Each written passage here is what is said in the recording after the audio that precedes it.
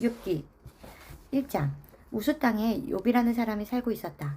그는 진실하고 정직하며 하나님을 두려운 마음으로 섬기고 악을 멀리하는 사람이었다. 그에게는 7 아들과 3딸이 있었으며 그의 소유는 약 7,000마리, 낙타 3,000마리, 소 1,000마리, 암낙이 500마리였다. 그리고 그는 많은 종도 거느리고 있어서 사실 동방에서 제일 가는 부자였다. 욥의 아들들은 각자 생일이 돌아오면 자기 집에 잔치를 베풀고 형제들과 누이들을 모두 초대하여 함께 먹고 마시며 즐겼다. 그 잔치가 끝날 때마다 욥은 그의 자녀들을 불러다가 그들을 성결하게 하고 아침 일찍 일어나 자녀 수대로 불에 태워 바치는 번제를 드렸다. 이것은 그가 혹시 내 아들이 범죄하여 마음으로라도 하나님을 떠나지 않았을까 하고 생각했기 때문이었다. 어느 날 천사들이 여호와 앞에 나와 섰을 때 고소자인 사탄도 그들 가운데 와 있었다. 그때 여호와께서 사탄에게 물었다. 네가 어디서 왔느냐? 땅을 두루두루 돌아다니다가 왔습니다.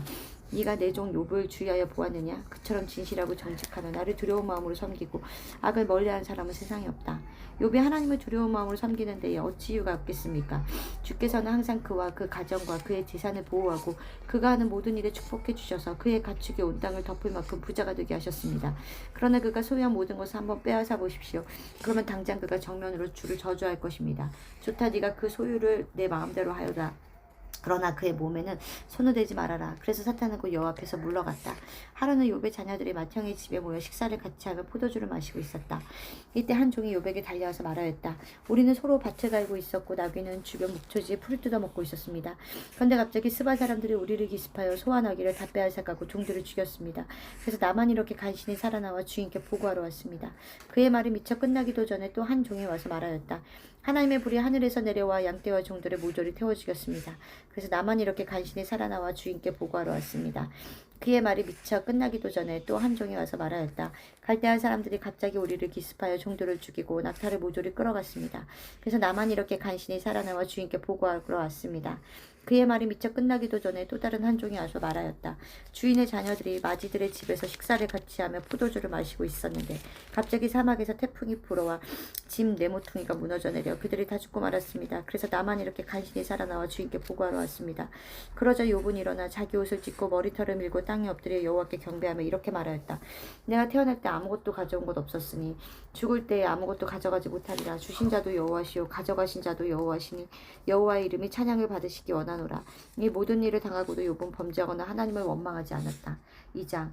어느 날 또 여호와의 천사들이 여호와 앞에 나와섰을 때 사탄도 그들 가운데 있었다. 그때 여호와께서 사탄에게 물었다. 네가 어디서 왔느냐? 땅을 두루두루 도망다가 왔습니다. 네가 내 종 욥을 주의하여 보았느냐? 그처럼 진실하고 정직하며 나를 두려운 마음으로 섬기고 악을 멀리한 사람은 세상에 없다. 네가 나를 자극하여 아무 이유 없이 그를 해치게 하였으나 그는 여전히 진실을 간직하고 있다.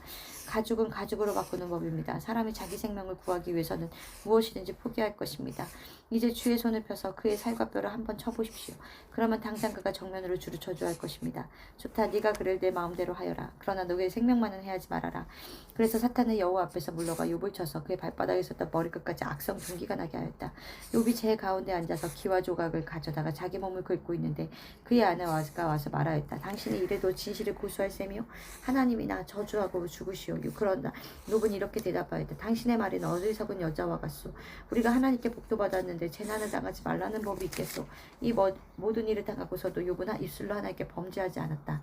그때 욥의 세 친구들은 욥이 당한 모든 일을 듣고 서로 연락하여 그를 찾아보고 위로하고자 각자 자기 집에서 출발했다. 그들은 대만 사람 엘리바스와 수아 사람 빌닷과 나아마 사람 소발이었다. 그들은 멀리서 욥을 바라보고 알아볼 수 없을 만큼 그가 변한 것을 보자 소리 높여 울며 슬픔에 못 이겨 자기들의 옷을 찢고 하늘을 향해 티끌을 날려 자기들의 머리에 뿌렸다. 그러고서 그들은 밤낮 7일을 꼬박 그와 함께 땅바닥에 앉아 있었으나 욥의 고통이 너무 큰 것을 보았기 때문에 말 한마디 하는 자가 없었다.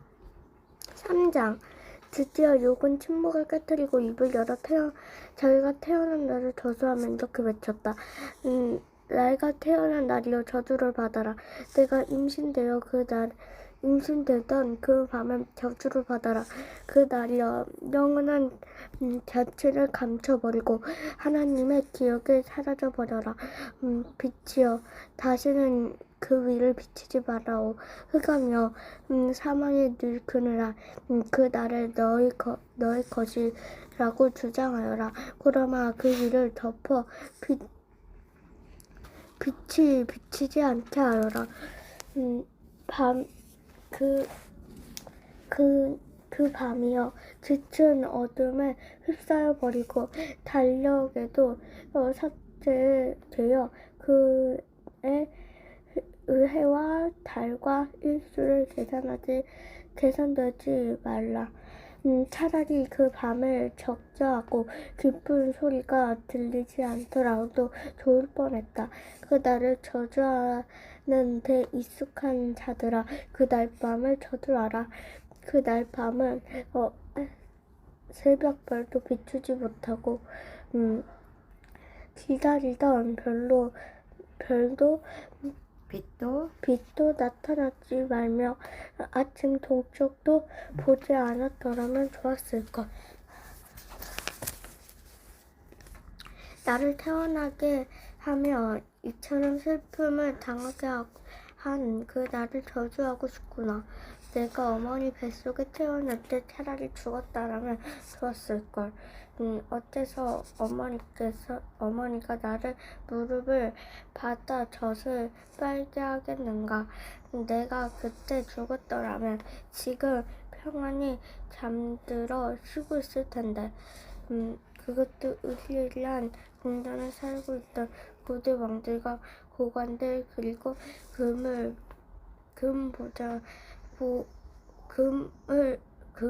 보화로 집을 채운 황태자들과 함께 있을 것 아니겠나. 내가 지금 죽었더라면 죽어서 나와 세상의 빛을 보지 못한 아이처럼 땅속에 묻혀 있을 것 아닌가. 그곳에 악한 사람들이 말썽을 부리지 못하고 피곤한 사람들이 쉴 수 있는 곳. 죄수들까지 평안을 누리고 포악한 죄수들은 간섭을 받지 않는 곳. 그곳은 높고 낮은 자의 차별이 없고 종이 주인은 해방되는 곳이다. 어째서 고난을 당한 자를 빚을 주시고 마음이 괴로운 자들에게 생명을 주는 건가. 이처럼 이런 자들이 주기를 기다리고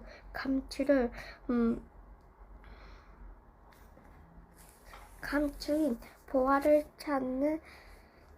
찾는 것보다 간절히 죽음이 찾아와 그것이 오지 않는구나. 이들이 죽어도 땅속에 묻혀야만 행복한 사람들 아닌가. 하나님께서 둘러쓴 앞날이 아득한 사람들에게 어째서 생명을 주셨는가. 먹기도 전에 탄식이 먼저 나오게 하고 물같이 쏟아나온 신음소리가 앞길을 없구나. 내가 무서워하고 두려워하던 이 결국 나에게 닥치고 말았으니 평안이 없고 안식이 없지. 나에게 남은 것은 오직 고난뿐이구나. 사자, 그때 스가 이렇게 말을 한다. 내가 이런 말을 하면 넌 더욱 마음이 괴롭지 않겠지. 하지만 이대로 가만히 있을 수는 없어. 너는 많은 사람들을 가르치고 손이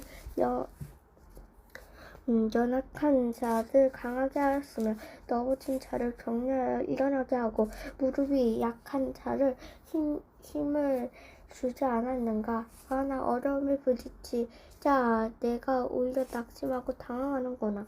내가 자신만만해 보이는 너의 경건이 아니야.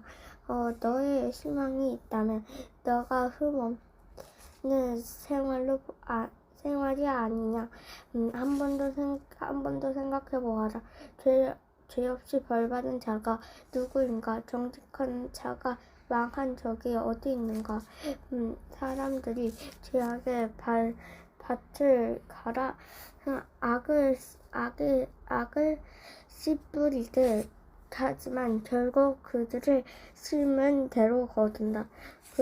그들은 다 하나님의 입김에 멸망될 것이며 그의 분노 가운데 사라지고 말 것이다. 그는 비록 힘센 사도수처럼 사나울지라도 하나님이 그를 꺾어버리실 것이며 그들을 힘없는 늙은 사자처럼 굶주리고 죽고 그들의 자녀들이 흩어질 것이다.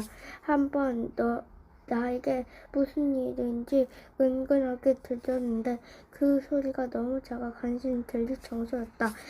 사람들은 깊이 잠든 밤에 나를 환상을 보고 마음이 뒤숭숭한 가운데 갑자기 무서운 공포가 사로잡아 벌벌 떨고 있었다. 그때 한 영이 내 앞에 스쳐나갔다. 그 순간 나는 너무 놀라워 머리털이 삐죽삐죽 서는 것 같다. 이윽고 그 영이 멈춰섰다. 나는 그것이 어떻게 생겼는지 알 수 없었다. 그러나 한 형제가 내 앞에 서 있는 것만은 사실이었다. 그러자 조용한 가운데 이런 소리가 들렸다. 사람이 하나님보다 의로울 수 있느냐? 사람이 자신을 창조하신 이보다 성결할 수 있느냐? 하나님은 자기 종들을 잊지 않으시고 그 천사들에게 허물을 찾으시는데 하물며 하루살이까지 쉽게 짓눌려 죽을 수밖에 없는 흙으로 만든 사람이겠느냐? 사람은 아침에 살아 있다가 미처 저녁이 되기도 전에 말없이 죽어 영원히 사라지는 법인데 어째서 육체를 뚫려 끊어 죽지 않느냐? 인생은 죽어도 지혜 없이 죽고 말 것이다. 너는 5장 너는 한번 부르짖어 보아라. 너에게 응답할 자가 있겠느냐? 내가 천사들 중 누구에게 부르짖겠느냐? 분노는 미련한 자를 죽이고 질투는 어리석은 자를 죽이는 법이다. 나는 미련한 자가 잠시 성공하다가도 그의 집안이 저주를 받아 이 순간에 무너지는 것을 보았다. 그의 자녀들은 한시도 평안한 날이 없고 법정에서 시달림을 당해도 그들을 변호해 줄 자가 없다. 굶주린 자들이 그가 추수한 것을 가시밭에서 자란 것까지 모조리 빼앗아 먹고 목마른 자들이 그의 재산을 누리고 있다. 불행은 흙에서 나오는 것이 아니며 고난도 땅에서 싹튼 것이 아니다. 불에서 불티가 날아오는 것처럼 인생은 스스로 불행을 초래하고 있다. 내가 만일 너 같으면 나는 하나님을 찾아 나의 모든 문제를 그분에게 맡기겠다. 하나님은 우리가 이해할 수 없는 놀라운 일을 행하시기도 기적도 수없이 행하시며 땅에 비를 내리시고 밭에 물을 보내신다. 그리고 겸손한 자를 높이시고 슬퍼하는 자를 안전한 곳으로 인도하시는 분도 하나님이시다. 하나님은 교활한 자들의 계획을 뒤엎고 그들이 성공하지 못하게 하시며 약삭빠른 자를 자기 꾀에 빠지게 하셔서 그들이 아무것도 이루지 못하게 하신다. 그들은 대낮에도 밤과 같이 어두움 속에서 더듬고 다닌다. 하나님은 가난한 자를 칼날과 같은 그들의 입과 강한 자의 손에서 구출하시기 때문에 결국 가난한 자들에게는 희망이 있고 악한 자들은 벙어리가 되고 만다. 하나님이 잘못을 고쳐주시는 자는 행복한 사람이다. 그러므로 너는 전능하신 분의 징계를 업신여기지 말아라. 하나님은 아픔도 주시지만 그 상처를 싸매시고 치료해 주시는 분이시기 때문이다. 어떤 불행과 재난에서도 너를 구해 주실 것이며 아무 해도 너에게 미치지 못하게 하실 것이다. 하나님은 흉년이 닥쳐도 너를 죽지 않게 하실 것이며 전쟁의 칼날에도 너를 구출하실 것이다. 너는 비방을 받아도 피할 길이 있을 것이며 멸망이 와도 두려워할 필요가 없을 것이다. 그러므로 너는 멸망과 흉년을 비웃게 될 것이며 들짐승을 두려워하지 않을 것이다. 이것은 내가 일구는 밭에 돌이 없고 들짐승이 너를 해치지 않을 것이기 때문이다. 너는 집을 비워두어도 걱정할 것이 없으며 집안을 살펴보아도 도둑 맞을 것이 없을 것이다. 너는 또 내 자녀들이 많아질 것과 내 후손이 땅의 풀처럼 번성할 것을 알게 될 것이다. 때가 되면 곡식단을 걷어들이는 것처럼 너도 수명이 다하여 무덤으로 들어갈 것이다. 나는 오랜 연구 끝에 이 모든 것이 사실임을 알게 되었다. 내 친구를 귀담아 두면 너에게 이익이 될 것이다. 6장 그래서 욥이 이렇게 대답하였다. 나의 고통과 슬픔을 저울에 달수 있다면 바다의 모래보다 무거울 것이다. 그러고 보니 내 말이 경솔했던 것 같다. 전능하신 분의 화살이 내 몸에 박혀 있으니 나의 심령이 그 독을 마시게 되었구나. 하나님의 두려움은 물밀듯이 나에게 엄습해오고 있다. 들나귀가 먹을 풀이 있을 때 울겠느냐? 소가 꿀이 있는데 무엇 때문에 울겠느냐? 소금을 치지 않은 싱거운 음식을 먹을 수 있겠느냐? 흰자위가 무슨 맛이 있겠느냐? 이런 것을 보기만 해도 입맛이 떨어지고 먹을 것을 생각하면 구역질이 날 것이다. 내가 구하고 사모하는 것을 하나님이 주셨으면 얼마나 좋을까? 하나님이 내 생명을 끊어 나를 기꺼이 죽여주셨으면 좋으련만. 그러나 내가 거룩하신 분의 말씀을 거역하지 않았으니 나는 하나님의 손에 죽어도 위로를 받고 견딜 수 없는 고통 가운데서도 기뻐할 수 있을 것이다. 내가 무슨 기력이 있어서 이 삶을 지탱하며 내가 무슨 희망이 있어서 참고 기다리겠는가? 내가 바위 같은 힘을 가진 줄 아느냐? 내 몸이 노쇠로 만들어진 줄 아느냐? 나는 이제 아무런 희망도 없이 완전히 무력한 자가 되고 말았다. 하나님을 저버렸건 저버리지 않았건 나같이 이런 어려움에 빠진 사람은 신실한 친구가 필요한데 너희들은 내 친구이면서도 비가 오지 않으면 당장 말라버리는 시냇물처럼 신실하지 못하구나. 그런 시냇물은 눈과 얼음이 녹으면 불었다가 조금만 감으면 물이 점점 줄어들어 마침내 바닥까지 완전히 드러내고 만다. 대상들이 물을 찾아 이리저리 헤매다가 사막에서 죽고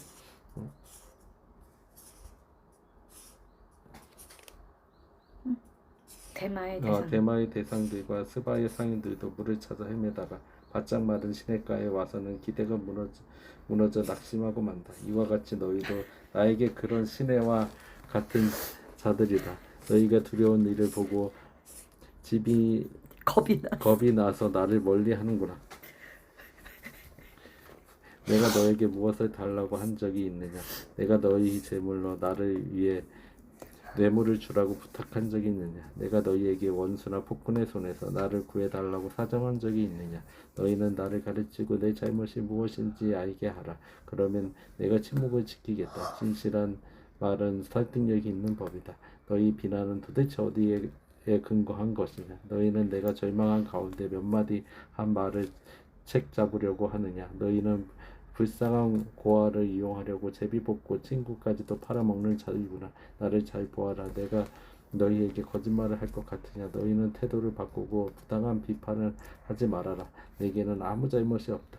내 입술이 악한 것이 있느냐? 내가 어째서 옳고 그른 것을 분별하지 못하겠느냐? 7장. 인생은 전쟁을 하는 것 같고 그 사는 날이 품팔이꾼의 생활과 같다. 종이 해만 지기를 바라고 품팔이꾼이 품삯만 기다리는 것처럼 내가 여러 달째 고통을 받으며 이 길고 지친 밤을 외롭게 보내야만 하는구나. 내가 누울 때는 언제나 일어날까 하고 생각하며 새벽까지 긴긴 밤을 엎치락뒤치락 하다가 보낸다.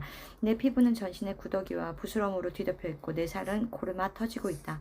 내 날이 배틀의 북보다 빨라 희망 없이 그저 지나가 버리는구나. 나의 하나님이시여, 생명이 단 한 번의 호흡에 불과한 것을 기억하소서. 내가 행복한 날을 다시 볼 수 없게 되었습니다. 나를 보는 눈이 다시는 나를 보지 못할 것이며 주께서 나를 찾아도 내가 이 세상에 없을 것입니다. 구름이 사라져 없어지듯 사람이 한 번 죽으면 영원히 사라지고 말 것입니다. 죽은 자는 다시 자기 집으로 돌아가지 못할 것이며 그가 살던 곳도 다시 그를 기억하지 않을 것입니다. 그러므로 내가 침묵을 지키지 않고 내 괴로움을 말하며 내 영혼의 슬픔을 털어놓아야겠습니다. 하나님, 내가 바닥괴물입니까? 어째서 나를 지키십니까? 내가 잠자리에서나마 내 고통을 잊어보려고 해도 주께서는 악몽으로 나를 놀라게 하시고 환상으로 나를 두렵게 하십니다. 내가 이런 몸으로 삶을 계속하느니 차라리 숨이 막혀 죽기를 원합니다. 이제 사는 것도 싫어졌습니다. 내가 더 이상 살고 싶지 않으니 나를 내버려 두십시오. 내 삶은 무의미합니다. 사람이 무엇이기에 주께서 그처럼 소중히 여기셔서 많은 관심을 쏟으시고 아침마다 살피시며 매 순간마다 시험하십니까? 주께서는 어째서 잠시 동안도 내게서 눈을 떼지 않으시고 침 삼킬 동안도 나를 내버려 두지 않으십니까? 사람을 살피시는 주여, 내가 범죄하였다고 해도 그것이 주께 무슨 해가 됩니까? 어째서 나를 관역으로 삼으셨습니까? 내가 그처럼 주께 부담이 됩니까? 어째서 주는 내 허물을 용서하지 않으시고 내 죄를 씻어주시지 않으십니까? 나는 곧 죽어 흙에 눕게 될 것입니다. 그땐 주께서 나를 찾아도 내가 이미 사라지고 없을 것입니다. 아멘.